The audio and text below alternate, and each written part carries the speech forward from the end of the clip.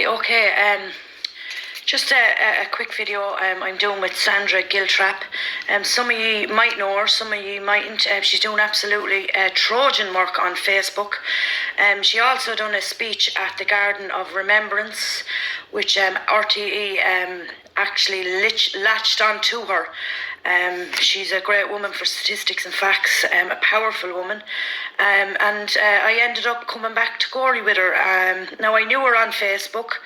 There was just something a little special about her, you know, and we connected in her own way. But anyway, I'm after being at the Garden of Remembrance, I came back for the night to spend the night with her, and she had read me out something she had written before, and I was literally nearly in tears. And I asked her why she never read this out before. And can you just tell us, Sandra, just why all this knowledge and good heart and a great way of explaining things to people and a life you've lived. We won't get into your life, but what stops you from speaking out a little bit more? Like most people, I did bad things in my life. I've done bad things. I've made many, many mistakes. I didn't want people to judge me, you know. I didn't want people to judge me for talking about God and things like that, because I wasn't always this person. As I said, I have done bad things. So I wrote this a week ago. Okay. And I just, as you can see, it's all watered.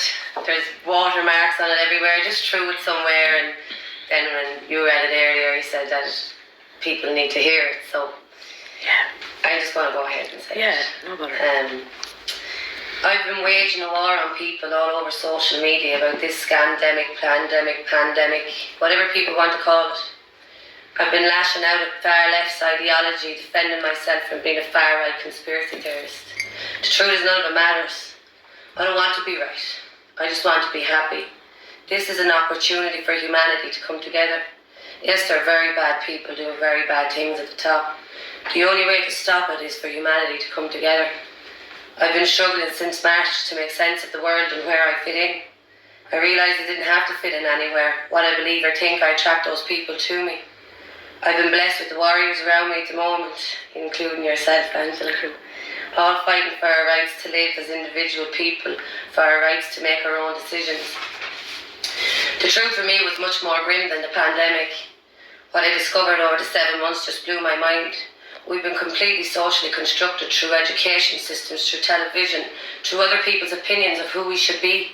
The truth is, none of it matters. We were all once perfect, tiny human beings until society told us who we should be, what success looks like, and how valuable we are as a person.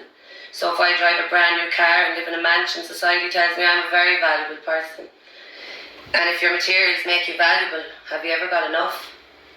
Society taught us as women we must work or we are undervalued. We must always have our house perfect, healthy meal times, dress a certain way, act a certain way. It's an impossible task, and our children in turn have to suffer because we just don't have the time to stop and smell the flowers. We're merely slaves to a system. This is the greatest opportunity humanity's ever seen to make a real difference all over this planet.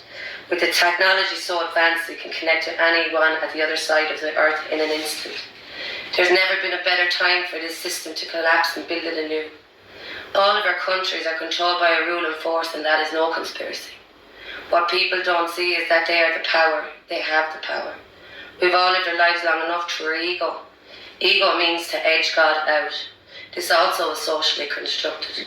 When our people was genocided under the guise of famine, our rulers saw that we could not be broken because we believed in something bigger than ourselves. That is why they deliberately target our churches and our Christian faith. It was designed to break our spirit. They were successful to a degree. So many have turned away from God and are stuck in this materialistic, egotistical obsession. It doesn't matter what we have in our banks. It's all that matters what's in our hearts. We have all made mistakes because we are obsessed with instant gratification. Oh, how I've made so many. I thank this pandemic. I'm so grateful because this is the opportunity for us to make a complete reset as individuals. Over the last 7 months, we've had the opportunity to see what and who is important to us. People are in such fear of dying, we forgot to live. We can use this uncertainty in our employment and our lives to bring about the changes so badly needed. Families should not have to work 2 jobs to survive. It tears us apart through sheer stress and constant worry. Then when things get bad, we face burnout, throw in the towel and just give up. That is why we have a society so depressed, angry and hurt. But what if there was another way? What if all we had to do was find God in our hearts and let that source energy be a ruling force within us? What if we stood up for each other?